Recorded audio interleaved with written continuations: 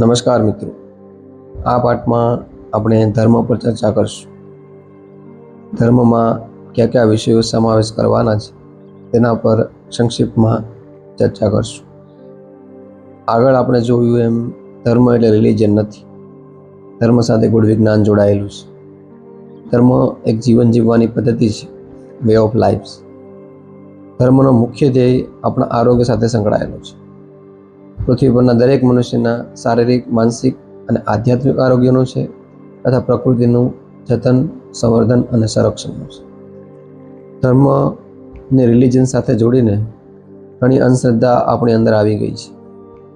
પહેલાં આપણે ધર્મ અને રિલિજનનો તફાવત સમજીશું, પછી ધર્મ અને અધર્મનો તફાવત સમજીશું. ધર્મ શબ્દ આમ તો બહુ વિશાળ છે, તેની કોઈ સ્પેસિફિક ડેફિનેશન નથી. છતાં ઉપર એક ડેફિનેશન શાસ્ત્રોમાંથી લીધી છે, જે આંશિક ડેફિનેશન કહી શકાય. ધર્મનો સંપૂર્ણ તથા વિશાળ અર્થ સમાવેશ કરવો તો મુશ્કેલ છે. આ વ્યાખ્યા પ્રમાણે જે 10 ગુણ મનુષ્યમાં હોય તો તેને ધાર્મિક કહેવાય, અને જે નામાં ન હોય તે મનુષ્ય અધર્મી કે અધાર્મિક કહેવાય. ધર્મનો બીજા પણ ઘણા અર્થ થાય છે, જેમ કે સત્યતા, ટ્રુથ, કર્તવ્ય અને અથવા ફરજ, લો, કાનૂન, નિયમ, રૂલ્સ. ગાંધીજીએ આપેલી ધર્મની વ્યાખ્યા પણ અહીં આપી છે. બાકી સીધા શબ્દોમાં કહીએ તો પ્રકૃતિમાંથી આ સંસ્કૃતિનો ઉદ્ભવ થયેલો છે. આપણા પ્રાચીન વૈદિક ઋષિમુનિઓએ કઠોર સાધના પછી આ પૃથ્વી પર રહેવા માટે કઈ કઈ વસ્તુ જરૂરી છે તે બધી જ વસ્તુઓનું નિર્માણ કર્યું, અને એને જ ધર્મ કહેવાય. ધર્મ એવી વસ્તુ છે કે જો તમે ફોલો કરશો તો તમને ફાયદો થશે, અને ફોલો નહીં કરો તો ફાયદો નહીં થશે. આમાં શ્રદ્ધા કે અંધશ્રદ્ધા જેવું કંઈ નથી. હવે અહીં ઉપર રિલિજનની ડેફિનેશન આપી છે. Religion means set of beliefs. Beliefs એટલે માન્યતા. તમારે વિજ્ઞાન કે તર્ક વગર બ્લાઇન્ડલી એ વસ્તુ માની લેવાની. તો બિલીવ્સ છે તે અંધશ્રદ્ધાને જન્મ આપે છે, જ્યારે ધર્મ બિલીવ્સ કે કોઈ પણ વસ્તુને બ્લાઇન્ડલી માની લેવી તેના પર આધારિત નથી. ધર્મ સિકિંગ એટલે કે સંશોધન કે ખોજ પર આધારિત છે. સ્વ અનુભવ અને સ્વ અધ્યાય પર આધારિત છે. અહીં ઇનર સીઈંગ એટલે કે તમારી અંદર આંતરિક દ્રષ્ટિ કરવાની વાત છે. તમારા સંપૂર્ણ સ્વાસ્થ્ય તરફ આગળ વધવાની વાત છે. સેલ્ફ એક્સપિરિયન્સ, સેલ્ફ રિયલાઇઝેશન અને સેલ્ફ એક્સપ્લોરેશનની વાત છે. આજના આ આધુનિક સમયમાં અને મૂડીવાદી અર્થવ્યવસ્થામાં લોકોને જમવાનો કોઈ નિશ્ચિત સમય નથી, ઉઠવાનું સૂવાનું કોઈ નિત્યક્રમ નથી. પૈસા કમાવાની લાલચમાં પોતાના આરોગ્ય સાથે સંપૂર્ણ છેડછાડ કરે છે. ગમે તેટલું ધન કમાશો પણ ભવિષ્યમાં તમારું આરોગ્ય સારું નહીં રહે તો તેનો કોઈ મતલબ નથી. બધું જ ધન આગળ આરોગ્યમાં જ પાછું વપરાઈ જશે. એટલે લાંબુ અને નિરોગી જીવન જીવવા માગતા હોય તો આ વ્યવસ્થામાં તમારે પાછું આવવું જ પડશે. હવે ધર્મ અને આપણી જે સંસ્કૃતિ કે સભ્યતા છે એમાં જે વસ્તુ જોડાયેલી છે એ દરેક વસ્તુનો આપણે સંક્ષિપ્તમાં અત્યારે વાત કરીશું. દરેક વિષયના વિજ્ઞાન અને તર્ક પાછળ અનેક વિડીયો બને એમ છે. આ બધી જ વિષયોનો મુખ્ય ધ્યેય શું છે તથા તે મનુષ્યના શરીર ઉપર કઈ રીતે અસર કરે છે એની આગળ વિસ્તૃત ચર્ચા કરશું. એમાં પ્રથમ વસ્તુ છે દિનચર્યા. દિનચર્યા એટલે સવારથી લઈ સાંજ સુધીનો આપણો નિત્યક્રમ. દિનચર્યાને 4 ભાગમાં વિભાજિત કરેલી છે. આ દિનચર્યામાં બધું જ આવી જાય. ક્યારે ઉઠવું, સવારે શું શું કામ કરવું, બપોરે શું કામ કરવું, રાત્રે શું કરવું, ક્યારે સૂઈ જવું. આખા દિવસનો જે નિત્યક્રમ છે એના ઉપર વાત કરેલી છે. ભોજન વ્યવસ્થા પણ દિનચર્યાનો જ એક ભાગ છે. ક્યારે જમવું, કેટલા ટાઈમ જમવું, કેવી રીતના જમવું, શું જમવું, આ બધી જ વસ્તુઓ અત્યંત મહત્વની છે. એ પછી બીજી વ્યવસ્થા છે ઋતુચર્યા. દરેક ઋતુ પ્રમાણે માણસનો ખોરાક, પોશાક કે માણસની દિનચર્યામાં પરિવર્તન થાય છે. આપણે જે મુખ્ય 6 ઋતુઓ છે એ ઋતુઓની આબોહવા પ્રમાણે આપણા શરીરના જે મુખ્ય 3 દોષ વાત, પિત્ત અને કફ તેનું બેલેન્સ કરવું જરૂરી છે. તેનું બેલેન્સ કરતાં આવડી જાય એટલે આપણું શરીર હંમેશા નિરોગી રહે. આયુર્વેદમાં આ બંને ઋતુચર્યા અને દિનચર્યા પર બહુ ઊંડાણથી લખેલું છે અને તેનું સુસ્ત રીતે પાલન કરવાનું પણ જણાવ્યું છે. પછી વાત કરીએ તહેવારોની. આપણા બધા જ તહેવારો પાછળ ખૂબ ઊંડું વિજ્ઞાન રહેલું છે.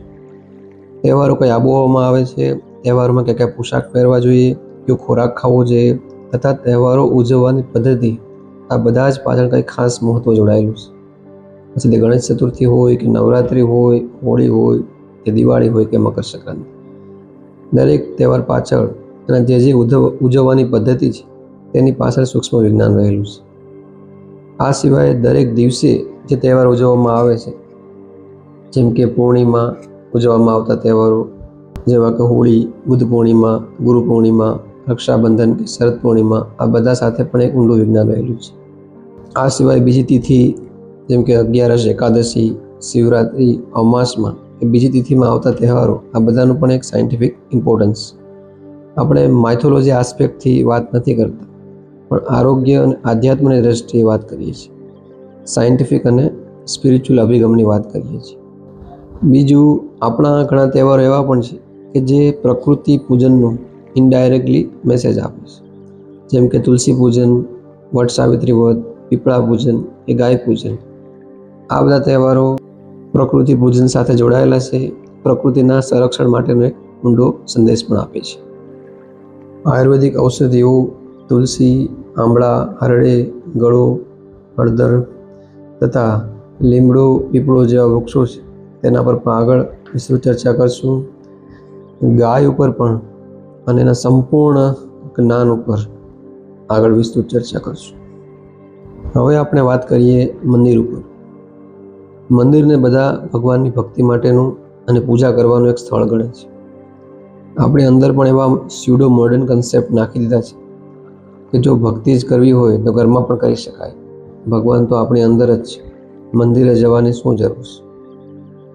ખરેખર મંદિર માત્ર ભગવાનની ભક્તિ કે પૂજા કરવાનું સ્થળ નથી. મંદિર એક એનર્જી સેન્ટર છે, ઉર્જાનું કેન્દ્ર છે. આપણી ઉર્જાને ઉચ્ચતમ લેવલ સુધી લઈ જવા માટેનું એક સ્પિરિચ્યુઅલ કે આધ્યાત્મિક તીર્થ છે. મંદિરની એક એક વસ્તુ, એક એક આર્કિટેક્ચર, આ દરેક વસ્તુ પાછળ કંઈક ને કંઈક ઊંડું વિજ્ઞાન રહેલું છે. ગામડાના લોકો હજુ પણ સવારે ઉઠીને મંદિરે જાય છે અને સાંજે પણ મંદિરે જાય છે. સવારે ચાર્જિંગ કરતા જાય અને સાંજે ફરીથી મંદિરમાં એ એનર્જીનું રિચાર્જિંગ કરી લે છે. મંદિરનું આર્કિટેક્ચર એ સામાન્ય ઘર જેવું આર્કિટેક્ચર નથી. આ સમગ્ર બ્રહ્માંડ કે જે એક મેક્રોકોસ્મોસ છે, એનું એક સૂક્ષ્મ સ્વરૂપ એટલે કે માઇક્રોકોસ્મોસ એ મંદિરનું આર્કિટેક્ચર છે. જેમ આપણું મનુષ્યનું શરીર પણ એક માઇક્રોકોસ્મોસ, એ જ ટાઈપની ડિઝાઇન કરીને મંદિરનું બંધારણ કરવામાં આવે છે. મંદિરનું શિખર હોય, ઘુમ્મટ હોય, ગર્ભગૃહ હોય, બધી જ વસ્તુ પાછળ બહુ સૂક્ષ્મ વિજ્ઞાન રહેલું છે. મૂર્તિ પ્રાણ પ્રતિષ્ઠિત હોય છે, એક ઉર્જાનો પ્રચંડ સ્ત્રોત છે. ગર્ભગૃહની ડિઝાઇન પણ એવી રીતના કરેલી હોય છે કે આ ઉર્જા સતત વધતી જ રહે અને ગર્ભગૃહમાં સંચિત થતી રહે.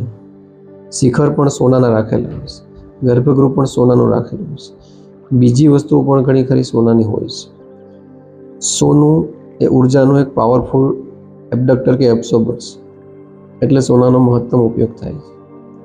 આપણા પૂર્વજોને એ સમયે આ બધી ધાતુઓનું એક સૂક્ષ્મ જ્ઞાન રહેલું હતું. સોનું, ચાંદી, તાંબુ અને બીજી ધાતુઓનું પણ આપણે આગળ ચર્ચા કરશું. આ સિવાય મંદિરમાં જે બેલ હોય છે, ઘંટ હોય છે, કે જે ઘણી ધાતુઓનું મિશ્રણ છે, જેમાં મુખ્યત્વે કોપર અને ટીન છે, તેના પણ એક એક સૂક્ષ્મ પોઈન્ટ ઉપર એના ફાયદાઓ વિશે આગળ જોઈશું. આ સિવાય મંદિરમાં ઉગાડા પગે એટલે કે ચપ્પલ બૂટ કાઢીને શું કામ જવામાં આવે છે? સાષ્ટાંગ કે દંડવત પ્રણામ શું કામ કરવામાં આવે છે? મંદિરમાં ધ્યાન કે સાંભવી ક્રિયા શું કામ કરવામાં આવે છે? આ બધા જ પાછળ એક ખાસ મહત્વ રહેલું છે. મંદિરમાં આભૂષણો, ખાસ કરીને સોનું કે ચાંદીના આભૂષણો પહેરીને જવામાં આવે છે, એની વિસ્તૃત ચર્ચા આગળ કરશું. હવે મંદિરમાં જ આગળ આવે છે આરતી. આરતીમાં બે વસ્તુ છે, એક ધ્વનિ અને અગ્નિ. આરતીમાં અગ્નિ પ્રગટાવવામાં આવે છે. અગ્નિ જેમ બહાર સૂરજ દાદા છે, એમ આપણે ઘર કે મંદિરમાં એક સૂક્ષ્મ અગ્નિ તરીકે દીપકને પ્રગટાવીએ છીએ. આપણે ખબર છે કે સૂર્ય વગર આપણી પૃથ્વીનું કોઈ અસ્તિત્વ નથી. પૃથ્વી પરની સમગ્ર ઉર્જાનો મૂળભૂત સ્ત્રોત સૂર્ય છે. સૂર્ય એ મનુષ્યના પંચ મહાભૂતોમાંનો એક છે. તો આ પંચ મહાભૂતોમાંનો એક અગ્નિને આપણે સૂક્ષ્મ ઉર્જા તરીકે ઘર કે મંદિરમાં પ્રગટાવીએ છીએ કે ચેતાવીએ છીએ. આરતીમાં બીજી વસ્તુ આવે છે ધ્વનિ, શ્લોક, મંત્રો ઉચ્ચારણ, એટલે કે સાઉન્ડ, વાઇબ્રેશન, રિવર્બરેશન. ધ્વનિની આપણા આરોગ્ય પર ઊંડી અસર થાય છે. આપણી જે એનર્જી બોડી કે પ્રાણ ઉર્જા છે તેની સાથે ધ્વનિનું વિજ્ઞાન જોડાયેલું છે. ધ્વનિ પાછળના સંપૂર્ણ વિજ્ઞાનની આગળ આપણે ચર્ચા કરશું. ધ્વનિમાંથી જ આગળ આવે છે ભાષા. ભાષામાં સંસ્કૃત ભાષા. ભાષા એટલે શબ્દો, શબ્દો એટલે ધ્વનિ, સાઉન્ડ, વાઇબ્રેશન, રિવર્બરેશન.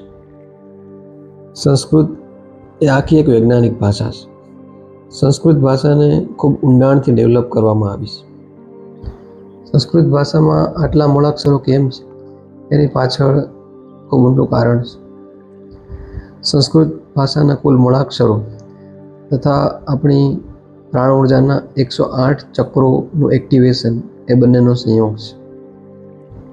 સંસ્કૃત ભાષાની ફિનોટિક રેન્જ, શબ્દ ભંડોળ ખૂબ જ વિશાળ છે. તે મનુષ્યના મસ્તિષ્ક બુદ્ધિના વ્યાપને વિશાળ કરી ઉચ્ચતમ શિખર સુધી લઈ જાય છે. વિશ્વની મોટાભાગની ભાષાઓ તેમજ લગભગ બધી જ ભારતીય ભાષાઓ સંસ્કૃતમાંથી જ ઉત્પન્ન થયેલી છે. અંગ્રેજી ભાષામાં એ અભિગમ નથી. અંગ્રેજી ભાષાની ફેનોટિક રેન્જ, શબ્દ ભંડોળ ખૂબ નાનું છે. બુદ્ધિની વ્યાપકતા, તેજસ્વીતા કે સર્જનાત્મકતા અંગ્રેજી ભાષામાં ડેવલપ થઈ શકતી નથી. એટલા માટે આપણે ભારતીય ભાષામાં કે સંસ્કૃત ભાષામાં શિક્ષણ આપવું જોઈએ. આપણી ભારતીય સંસ્કૃતિને જાણવી હોય તો સંસ્કૃત ભાષાને જાણવી અત્યંત જરૂરી છે. સંસ્કૃત ભાષા વગર આપણી સંસ્કૃતિ, સભ્યતા, ઇતિહાસ, ધર્મ કે ભારતને જાણવું લગભગ અશક્ય છે. ધ્વનિ કે સાઉન્ડનું જે વિજ્ઞાન છે એમાં જ આપણે આગળ વધશું. સંગીતમાં, મ્યુઝિક. સંગીતમાં જે સારે ગામા પાદાની છે, જે 7 અક્ષર છે, એ આપણા શરીરમાં જે ઉર્જાના 7 ચક્રો છે એ 7 ચક્રો પરથી 7 અક્ષર છે. આ દરેક અક્ષર દરેક ચક્રોને એક્ટિવેટ કરે છે.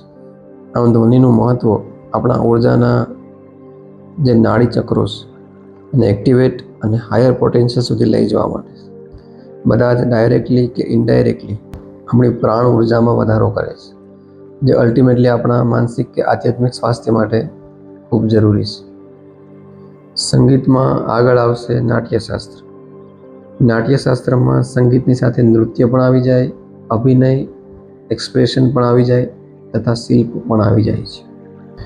આપણા ક્લાસિકલ નૃત્યો જેવા કે ભરતનાટ્યમ, કથકલી, કથક, ઓડિસી, મણિપુરી વગેરે બધા જ આ જ વિજ્ઞાન અને તર્કથી આપણા સ્વાસ્થ્ય સાથે જોડાયેલા છે. પછી આવે છે આપણા રીતિ રિવાજો. રીતિ રિવાજોમાં ક્યાં અંધશ્રદ્ધા છે અને ક્યાં વિજ્ઞાન છે એ બધું જોશું. ક્યાં મેટાફર કે રૂપક આપવામાં આવ્યું છે તથા કઈ જગ્યાએ માઇથોલોજી એ પણ આપણે જોઈશું. માઇથોલોજી આસ્પેક્ટથી આપણે વાત કરવાની નથી, આપણે ફક્ત વિજ્ઞાન ઉપર જ વાત કરવાની છે. તેની વિસ્તૃત ચર્ચા આપણે આગળ કરશું. પછી આવે છે આભૂષણો. આભૂષણો એ ઘરેણામાં સોનું, ચાંદી કે તાંબાનો ઉપયોગ વધારે કરવામાં આવે છે. આ બધી જ ધાતુઓ પાછળ પણ ખાસ વિજ્ઞાન રહેલું છે તથા આભૂષણો કઈ કઈ જગ્યાએ પહેરવામાં આવે છે, કાનમાં, નાકમાં, ગળામાં, હાથની આંગળીઓમાં, પગની આંગળીઓમાં તથા બંગડીઓ કે જે રેડિયલ સાઈડ પર પહેરવામાં આવે છે. આ બધી જ વસ્તુઓ પાછળ એક ખાસ વૈજ્ઞાનિક અભિગમ જોડાયેલો છે. પછી આવે છે 16 સંસ્કારો. આ દરેક સંસ્કારો માનવને કઈ રીતે જીવન જીવવું એ શીખવાડે છે. એમાં બાળક માટે મહત્વનું છે ગર્ભ સંસ્કાર. 9 મહિના તથા એ પહેલાં આગળથી માતાએ શું ધ્યાન રાખવું અને બાળકના બધી દિશાઓના બધા ક્ષેત્રોમાં ઉત્તમ વિકાસ અને શ્રેષ્ઠ આરોગ્ય માટે આપણા ભારતીય આયુર્વેદમાં એક ઊંડું વિજ્ઞાન લખાયેલું છે, તો તેનો પણ સંપૂર્ણ અભ્યાસ કરશું. એ સિવાય નામકરણ સંસ્કાર, નામનું પણ ખૂબ મહત્વ છે. ભારતીય ભાષામાં તથા ખગોળીય કે બ્રહ્માંડીય જે પદ્ધતિઓ છે એ રીતે જ નામકરણ કરવું જોઈએ. આજકાલ અંગ્રેજી ભાષામાં નામ રાખવાની ફેશન છે, તે નકારવી જોઈએ. નામ પાછળ પણ જે ધ્વનિ કે વિજ્ઞાન, આ સાઉન્ડવાળું જે વિજ્ઞાન છે એ જોડાયેલું છે. પછી અન્નપ્રાશન સંસ્કાર, ક્યારે બાળકને જમવાનું ચાલુ કરવું જોઈએ, કઈ કઈ વસ્તુથી જમવાનું ચાલુ કરવું જોઈએ, એ પાછળ આયુર્વેદ શું કહે છે તથા મોડર્ન મેડિકલ સાયન્સ શું કહે છે, એ બધી વાત કરશું. એ પછી આવે છે યજ્ઞ. યજ્ઞમાં મુખ્યત્વે 3 વસ્તુનો સમાવેશ. એક, મંત્રોચ્ચારણ એટલે કે ચેન્ટિંગ એટલે કે ધ્વનિ. બીજું, અગ્નિ. આ બંને વસ્તુનું આપણે આગળ વિજ્ઞાન જોયું. અને ત્રીજું વસ્તુ આવે છે વાતાવરણના શુદ્ધિકરણ. ભોપાલ ગેસ દુર્ઘટનામાં જે એક પરિવાર બચી ગયો હતો એનું કારણ યજ્ઞ જ હતું. આ સિવાય જ્યોતિર્લિંગો, તીર્થક્ષેત્રો, પ્રયાગ કે સંગમ, આ બધી જ વસ્તુ પાછળનું ઊંડું વિજ્ઞાન આગળ સમજીશું. 108 108 એનું આપણી ભારતીય સંસ્કૃતિમાં ઘણું જ મહત્વ છે. આ 108 પાછળના પણ હજારો કારણો વિશે આપણે વિસ્તૃત ચર્ચા કરીશું. એ પછી અમુક ખાસ મંત્રો કે શ્લોકનું ચેન્ટિંગ, મંત્રો ઉચ્ચારણ અને એની પાછળ શું શું વિજ્ઞાન રહેલું છે એના લાભાલાભ જોઈશું.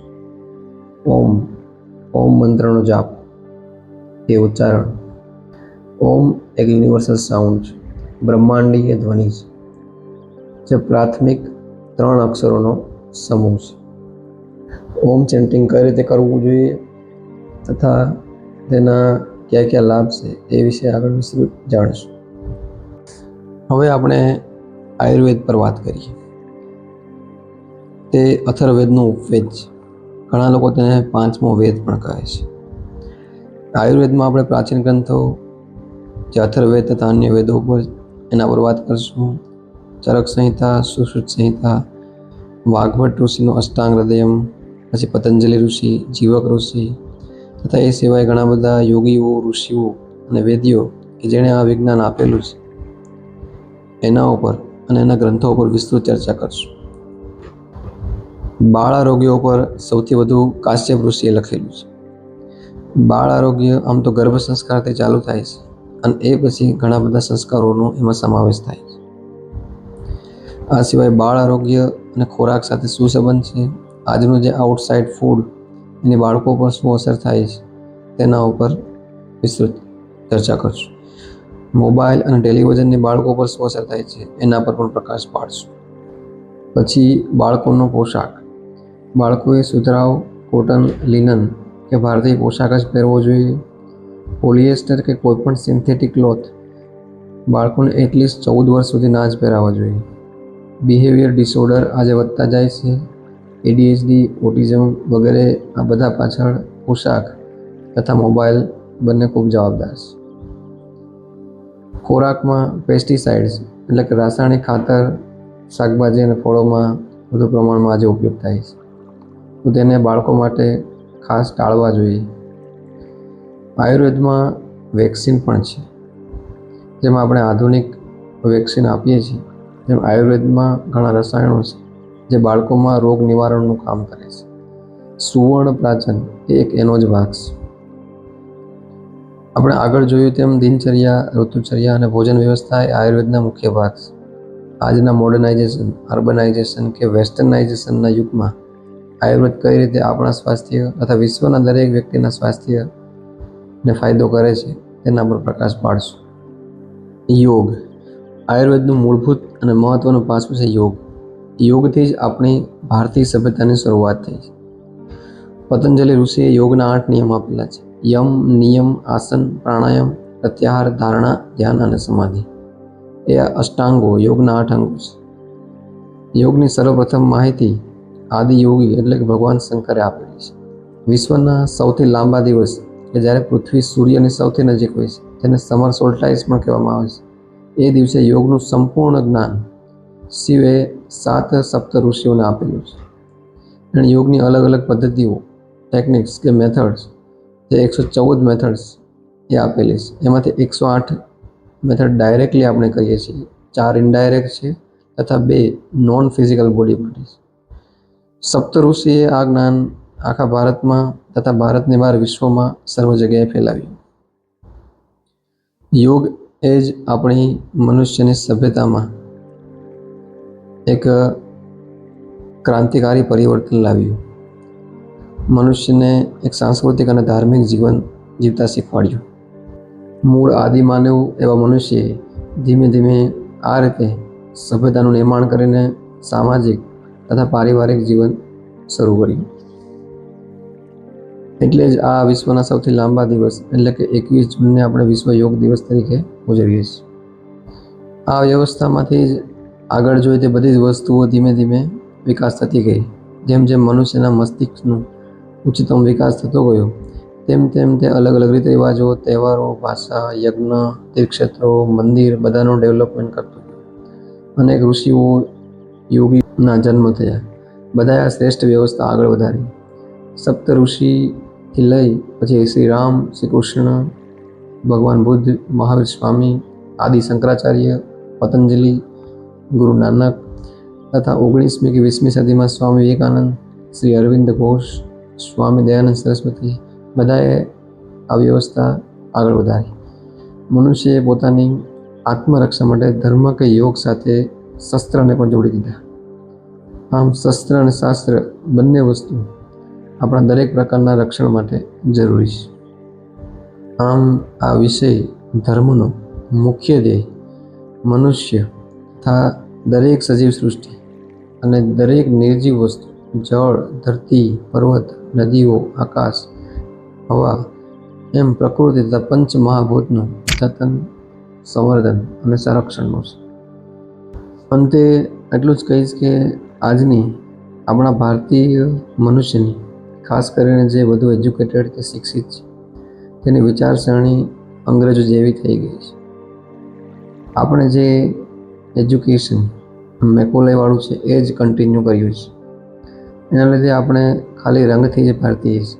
આપણે કાર્ય, વિચાર, પ્રવૃત્તિ, મનથી અંગ્રેજ કે પાશ્ચાત્ય જ બની ગયા છે.